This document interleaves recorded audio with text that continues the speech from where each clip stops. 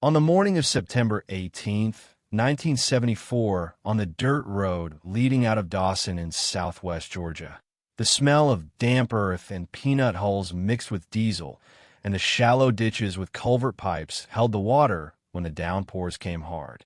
The pecan trees still kept a tired green, and the air, heavy with that late-season, end-of-summer southern heat, seemed to promise more rain before the day was over. Low clouds formed and broke apart over the fields, as if the sky could not decide. Calvin Pritchard's old Ford truck creaked as it climbed the rise near Kinchafooney Creek. The empty bed banged against its supports, and the suspension worked over every irregularity of gravel and dried mud. Calvin drove slowly, but it was not out of concern for the suspension. He carried something else, invisible and heavier. A folded paper in his shirt pocket, the financing contract signed the day before the bank in Dawson, the seat of Terrell County, with deadlines and interest that did not adjust to the weather.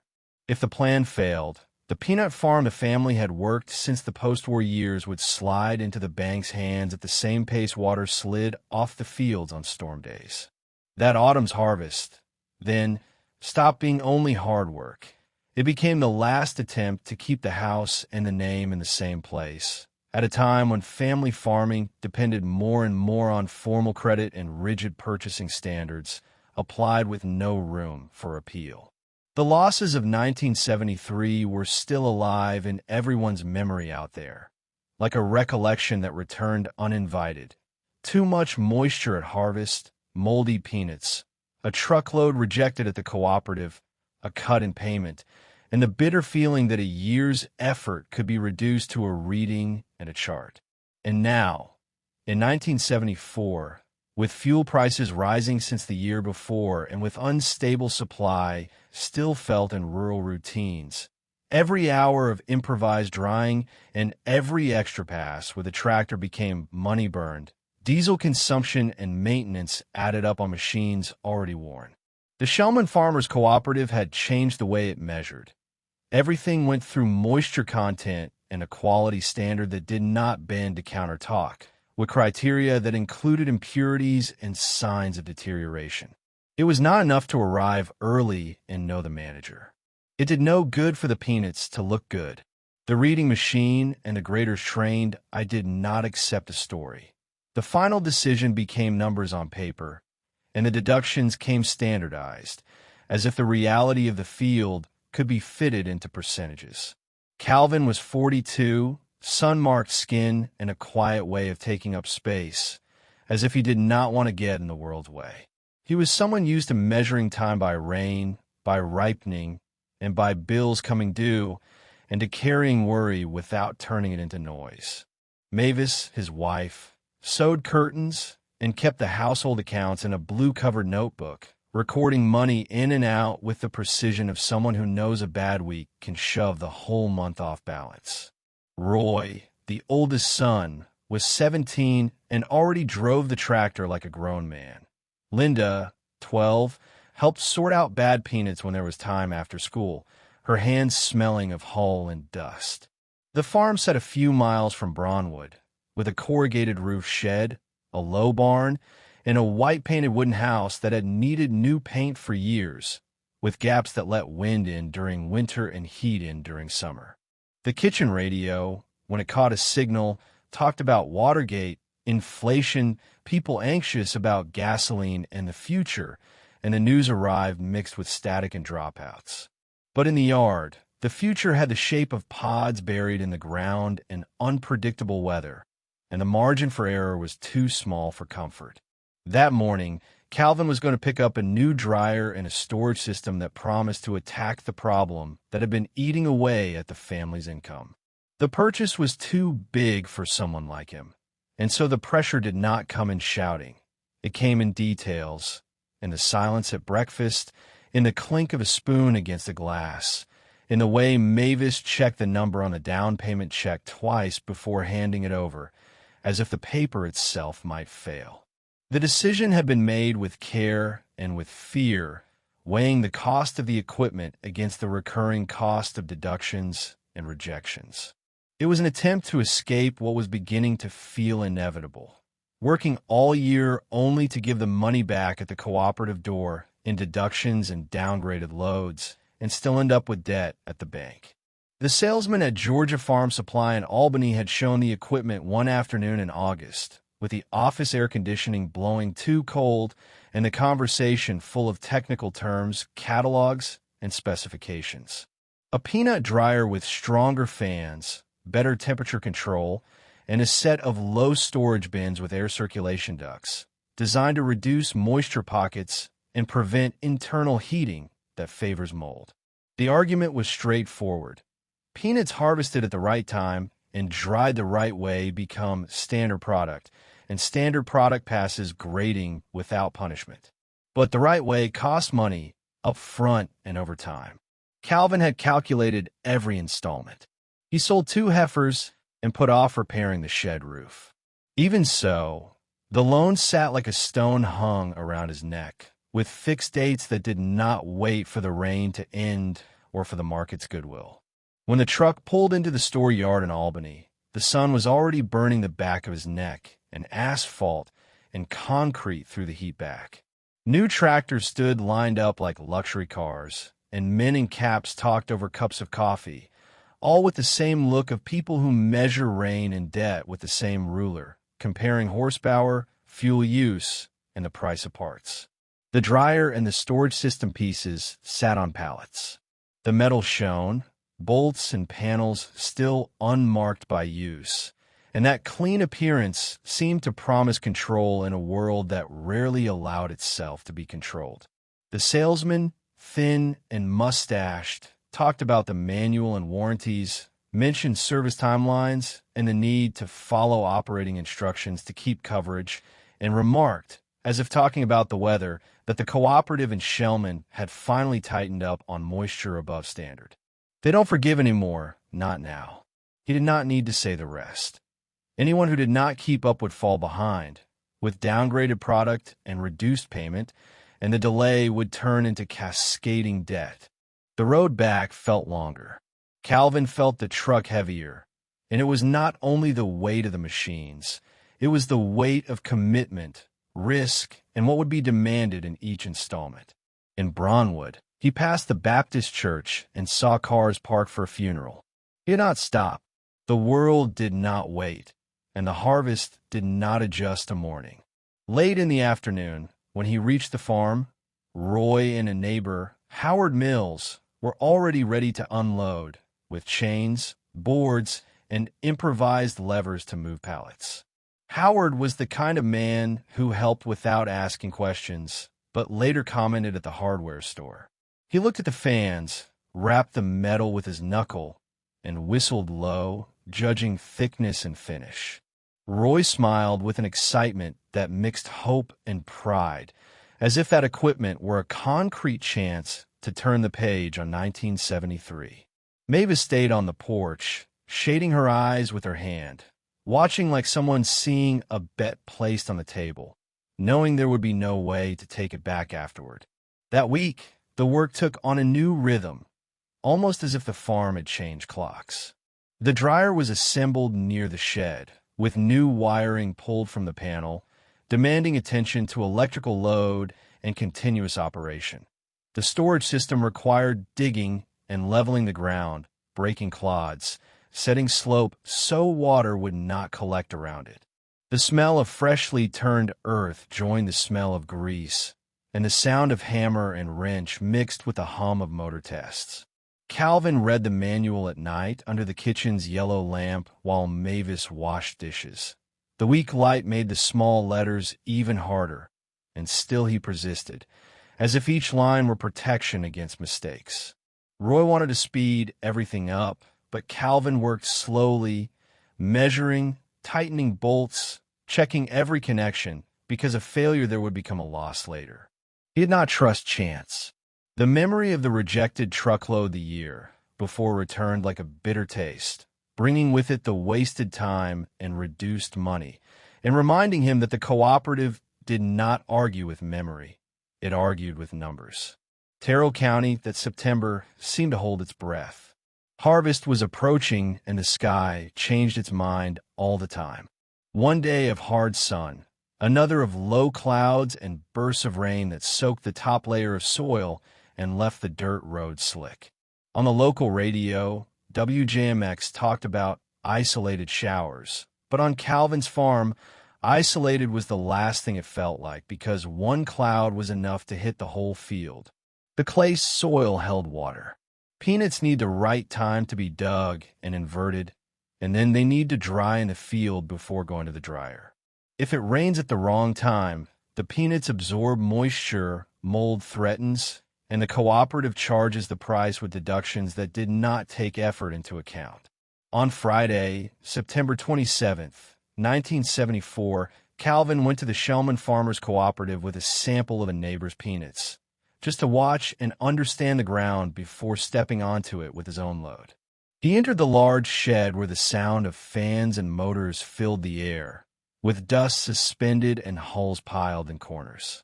There was a counter with papers, a board with numbers and rules, and a table where the grader took samples and evaluated them with simple containers and tools to separate foreign material. The place smelled of dust, hull, and oil, and the floor showed tire marks and crushed kernels. Calvin waited, cap in hand, while a truck unloaded and the operator collected a sample for the moisture reading in a procedure repeated quickly and with no room for negotiation, as if the routine existed precisely to prevent anyone from trying to bend it. The manager, Mr. Calhoun, was not rude, but he had a new coldness, the coldness of someone who repeats a rule until he believes he has no choice. He explained that the rules came from above, that buyers demanded standards, and that the cooperative had to protect itself to keep contracts and payouts. He showed the reading machine, talked about percentages, limits, and how moisture above what was acceptable became an automatic deduction. He also spoke of deductions for foreign material, impurities, and penalties for peanuts showing signs of mold, capable of downgrading the entire lot. Calvin listened without interrupting, taking in the way the cooperative now protected itself. This was no longer a place where conversation solved things. It was a scale, a reading a chart. On the way out, he saw other farmers talking in low voices, some irritated, others resigned, with the same paper in hand. And for the first time since the purchase, Calvin felt a hint of relief. At least there was a path to not be swallowed by those charts, even if the path was expensive and demanded discipline. The moral catalyst did not come as a speech. It came as a simple domestic scene, without theater, without raised voices. On the night of October 1st, Mavis opened the blue notebook on the table and set a sheet of paper beside it. It was the list of loan installments, with dates and amounts, written carefully so there would be no mistake. Next to it, the doctor's bill from a year before, when Linda had severe pneumonia, and the tractor repair bill still being paid, with small installments that added up in the end. Mavis did not raise her voice.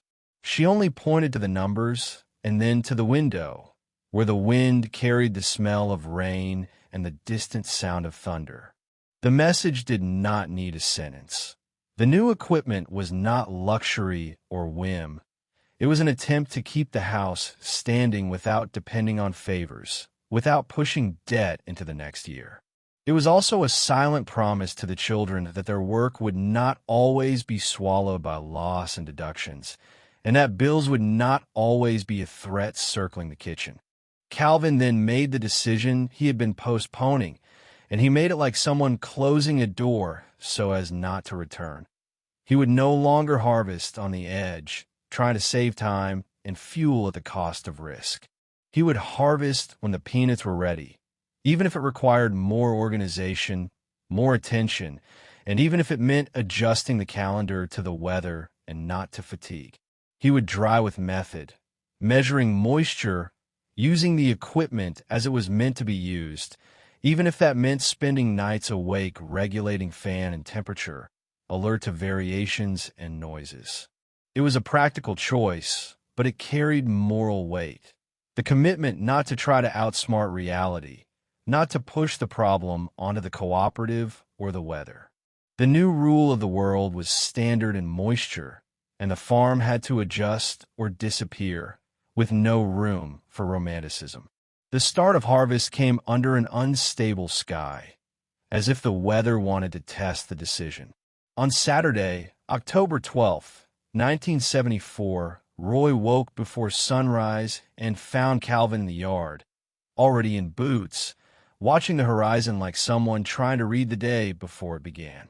The grass shone with dew. The tractor, a worn John Deere, was hitched to the digger, with used marks and old dust in the corners.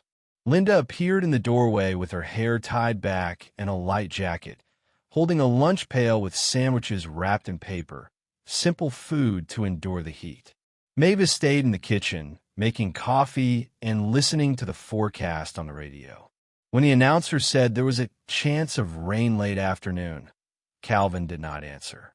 He only finished his coffee and went out, as if that phrase were just one more data point among many, not a sentence. Work in the field had its own sound, constant and physical. The steady engine, metal cutting into soil, the snap of plants being pulled, pods appearing dirty with mud, and the drag of inverted rows. Roy drove firmly, and Calvin followed behind, watching quality, cracking a pod now, and then to see the inner color a sign of maturity and judging whether the point justified digging more. The sun rose, and the heat came, heavy. Flies and dust stuck to skin. The smell of crushed plant was strong, mixed with the smell of hot earth. They worked until noon, inverting rows to dry. The plan was to dig part, let it dry, and then pick it up with the combine, taking it straight to the new dryer, reducing exposure time to unstable weather and trying to turn method into protection. In mid-afternoon, clouds came in from the west with a speed no one liked to see, and the shift in wind brought a chill that did not match the heat of the ground. Calvin looked at the sky and at the inverted rows, peanuts exposed, and calculated possible loss in minutes. Rain at that moment was almost certain loss. Roy wanted to rush to pick up before time, but the peanuts were still too wet. Taking wet peanuts to the dryer was possible, but it demanded extra care. If he missed the temperature, he would cook them too much and ruin them, changing quality and weight. If it did not dry enough, mold. And the cooperative did not want to hear excuses. The paper with numbers had no space for explanation.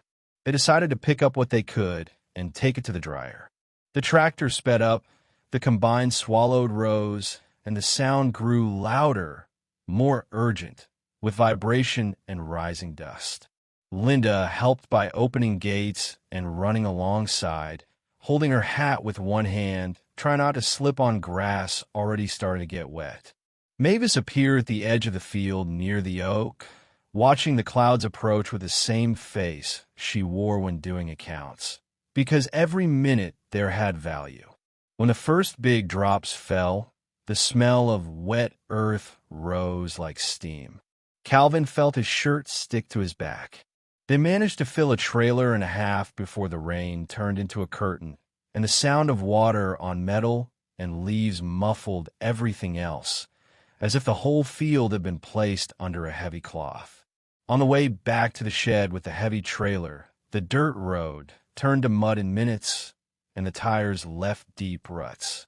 Calvin's truck, parked near the dryer, looked small next to the task, its bed marked by years of use. Roy maneuvered the tractor to position the trailer, and Calvin began feeding the dryer, adjusting the fans. The sound of the motors was both comfort and warning. The new equipment did what it promised, but it demanded vigilance, and continuous operation depended on power and attention. The rain hit the metal roof like handfuls of grain, repetitive and heavy, and the shed felt like a place where they tried to keep control while the weather did the opposite outside. Night fell early, dark, with distant lightning. Calvin stayed in the shed with a flashlight, watching thermometers and controls, alert to variations and to the changing smell. Roy dozed on a bench, waking when the sound changed, as if his ear were part of the work. Mavis brought coffee in a thermos and set it down in silence, without demanding conversation, because the exhaustion was obvious and the moment did not allow useless words. The dryer blew hot air, and the smell of peanuts began to change, moving from damp to a drier, cleaner aroma.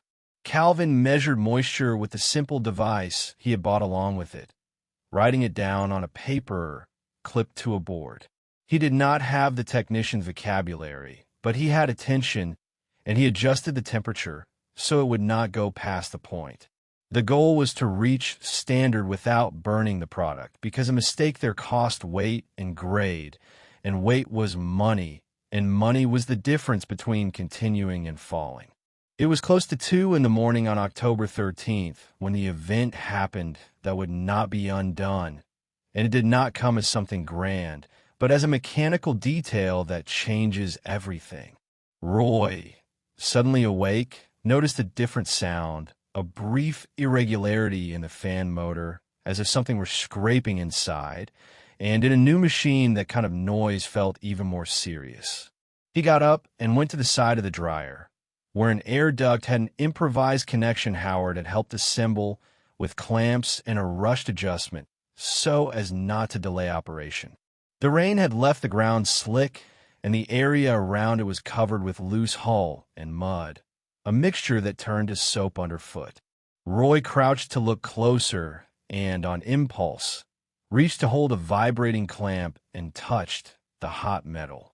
His body jerked back reflexively, his foot slipped, and his shoulder struck the corner of the motor support hard, at an angle the body does not forgive. There was no scream, only a short groan lost in the fan noise. Calvin ran over, the flashlight shaking in his hand. Roy was on the ground, breathing fast, eyes wide, pressing his arm to his chest as if trying to keep something in place.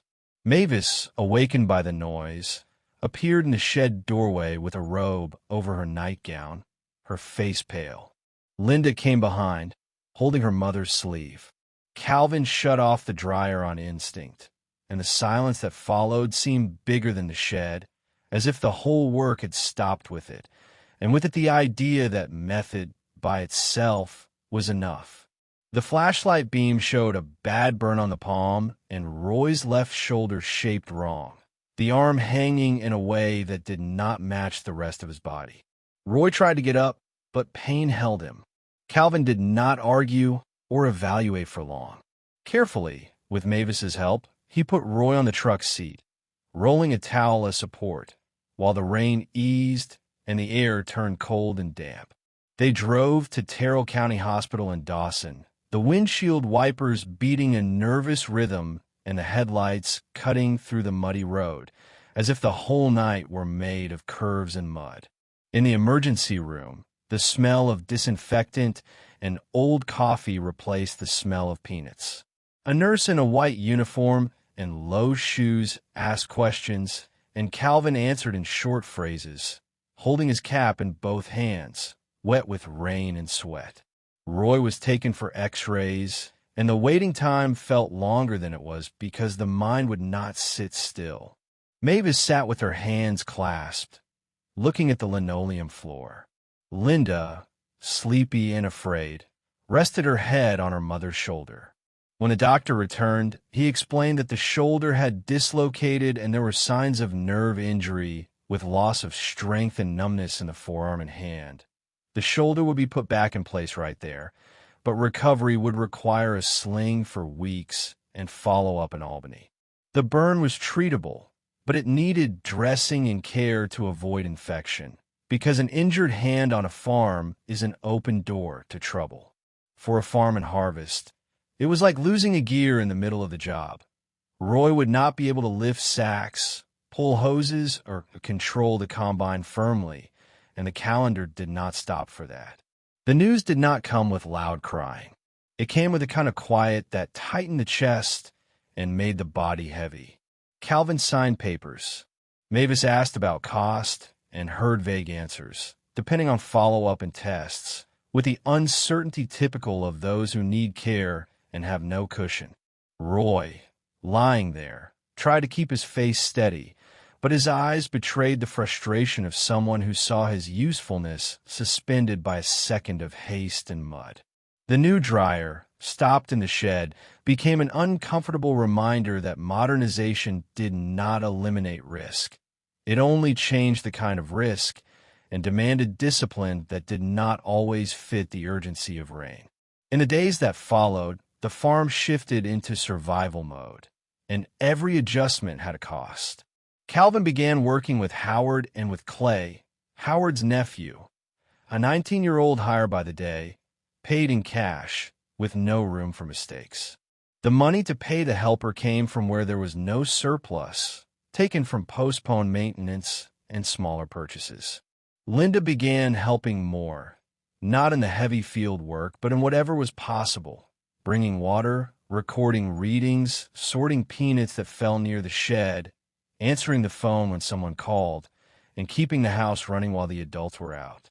Mavis took the wheel of the truck on some short trips, driving slowly on the dirt road, hands firm on the steering wheel, eyes alert as if every curve could bring another accident, because risk now had a face and a name inside the house. The dryer became the center of the routine, and Calvin learned to trust it, but never completely, as if too much trust were an invitation to error. He stayed beside it, listening to the fans the way one listens to a sick person's breathing, alert to any change in rhythm.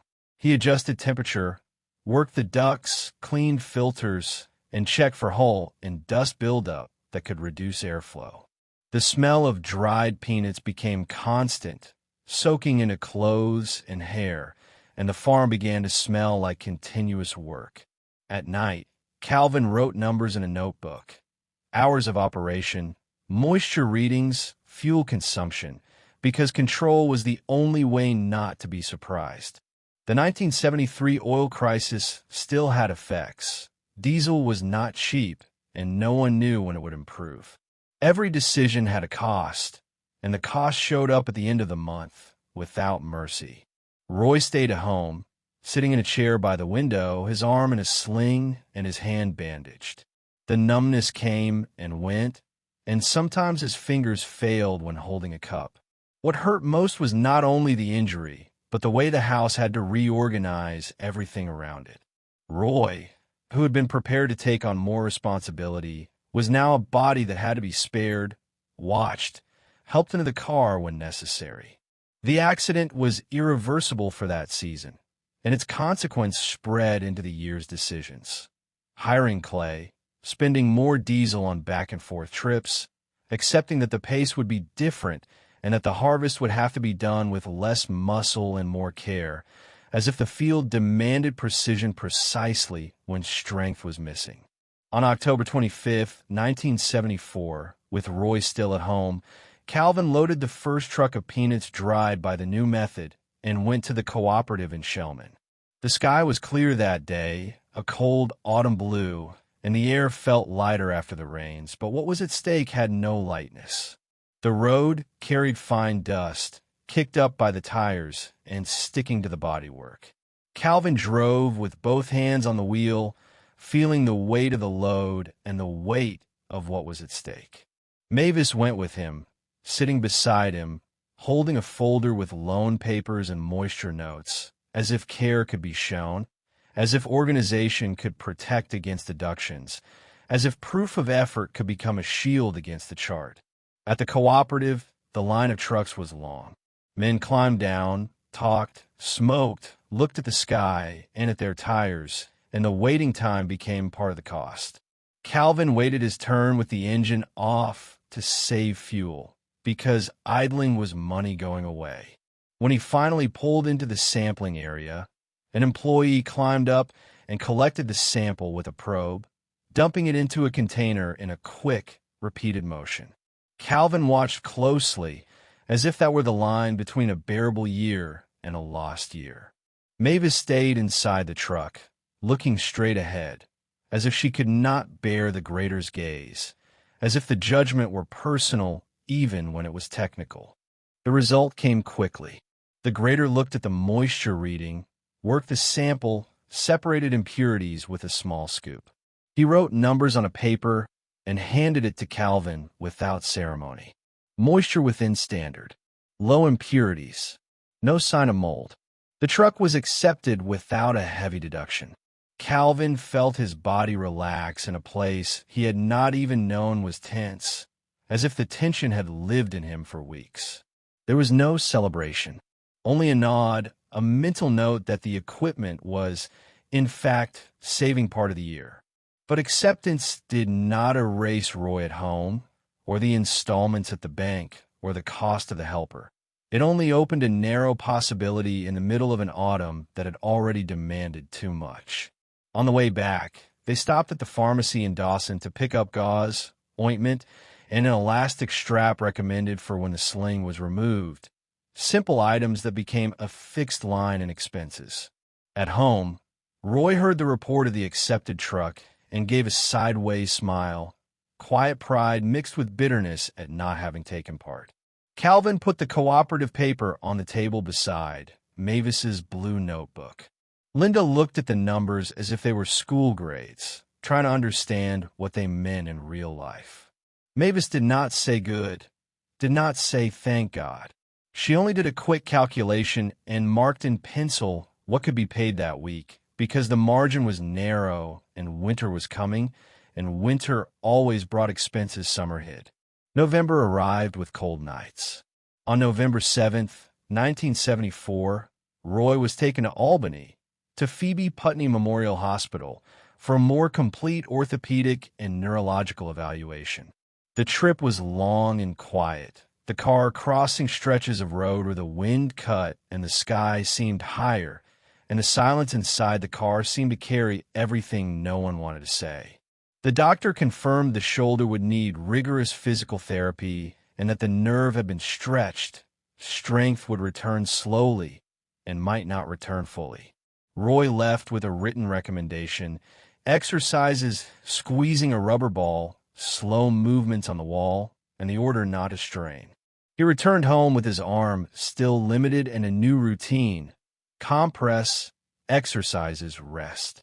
There would be no return to the field at harvest, and that was as final as the cold that came through the gaps in the house, forcing doors shut and heat to be saved.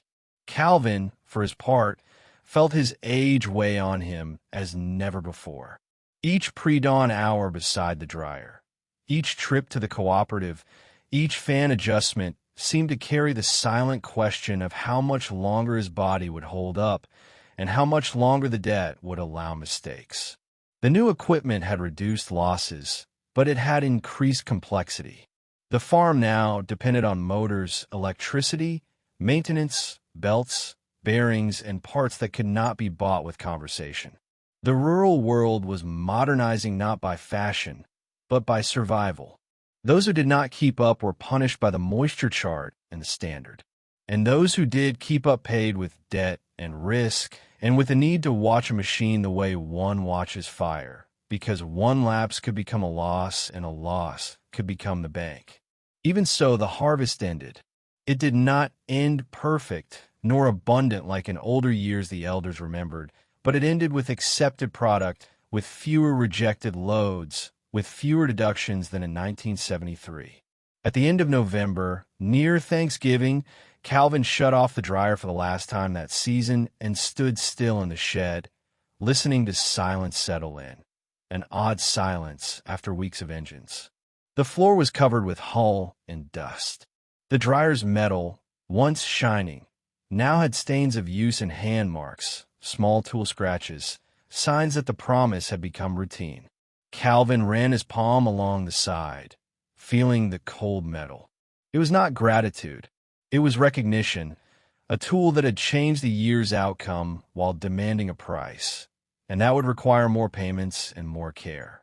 In the week of December 2nd, 1974, Mavis went to the bank in Dawson with a brown envelope containing the first larger payment, the result of the truck accepted without a heavy deduction. The bank manager stamped papers with bureaucratic calm, and the sound of the stamp felt final, as if saying the debt had a life and calendar of its own. Outside, the cold wind made the flags on the square tremble. Mavis returned home with a receipt folded in her purse and put it in the kitchen drawer with the others, as if storing proof that the house was still in place and that the debt was being pushed forward with real effort, not empty hope. That year's Christmas was simple. A small tree, cut at the edge of the field, decorated with lights that blinked when they wanted and sometimes failed with the old wiring. Roy spent most of the time seated, his shoulders still stiff, laughing softly at Linda's jokes, but not lifting boxes, not throwing a ball, without the freedom he had before. Calvin gave him a new wrench, more as a symbol than a necessity, and Roy held the tool carefully, testing his fingers like someone measuring something fragile. Mavis made a ham and a pecan cake, and the sweet smell filled the house for a few hours, muffling the persistent peanut smell that seemed to live in the walls, the cloths, and the clothes, as if the farm did not leave the family, even when the family tried to rest. In January 1975, when the field was bare and the earth rested, Calvin did maintenance on the dryer and the storage ducts. He changed belts, tightened bolts, cleaned filters, and checked play and vibrations that could become failure next season. Howard came by to help, and for the first time since the accident, mentioned what everyone had avoided saying: the improvised connection, the slick ground, the hurry. He did not apologize in direct words, but he brought a roll of anti-slip rubber and suggested laying it around the dryer, as well as redoing the duct fastening with proper clamps, firmer and better suited to heat and vibration. Calvin accepted without accusation. The farm had no space for prolonged resentment. It had only space for adjustments because the next year already began in repair, and repair was the most concrete way to learn. Roy began physical therapy in Americus at the end of winter in spaced appointments because gasoline and time were not abundant, and each trip was a bill and a day away from work. Each visit was a day of work lost, but it was an investment in the son's body, and that too was part of what kept the house standing. Roy regained more movement in the shoulder, but his left hand kept a slight weakness, something that showed when tightening a small bolt or holding weight too long. He learned to measure his own effort, not to pull a rope in haste to avoid wet ground near machines. The irreversibility was not dramatic. It was every day, present in each adaptation, in each pause before lifting something from the ground, in each gesture made with more caution, as if the body had absorbed a new rule. When spring 1975 brought the smell of warm earth and the sound of frogs in the marsh, Calvin planted again. The loan still existed, the cooperative still measured moisture, and the charts were still cold, printed, and applied without emotion. But the farm had made it through a year that could have broken everything. The dryer and the storage system, paid in installments, became part of the scenery like the shed and the barn, and began to require an inspection routine like any other task. Linda grew a little and began to understand better the adults' low conversations, the silences, and the accounts. Mavis continued with the blue notebook, now with more pages filled and a handwriting that seemed firmer, as if repetition had hardened the hand and, with it, the ability to endure. On a clear afternoon of April 10th, 1975, Calvin stood on the porch looking at the newly planted field. The wind moved the grass and carried the smell of distant pine, and the sound came clean, without engines, as if for a moment the world allowed breathing.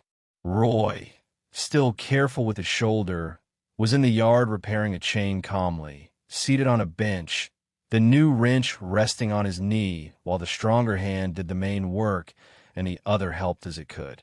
It was not the image Calvin had imagined for his son at that point in life, but it was a true and possible image, sustained by adaptation. The world around them kept changing with rules, machines, and numbers, and the farm changed with it. not by free choice, but by necessity, and by a kind of discipline the weather and the cooperative imposed day after day. When the sun went down and the light turned golden, Mavis called them to dinner. Calvin went in, washed his hands at the sink, and the smell of soap mixed with the smell of simple food. The cooperative, the bank, the dryer, the October rain, and the slick ground beside the motor did not disappear. They became part of practical memory, a set of facts guiding future decisions, like the roll of rubber now fixed to the shed floor and the new clamps on the duct. The house remained standing, with its bills kept in the drawer, its tools hanging, and its silence full of work.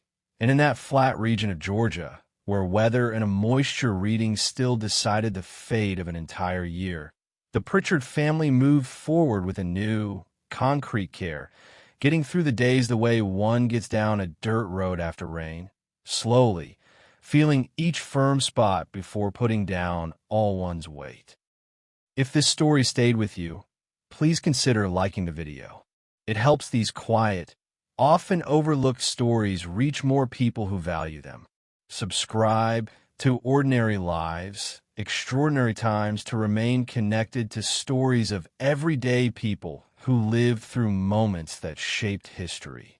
Each life mattered. Each story deserves to be remembered. We'd also like to hear from you.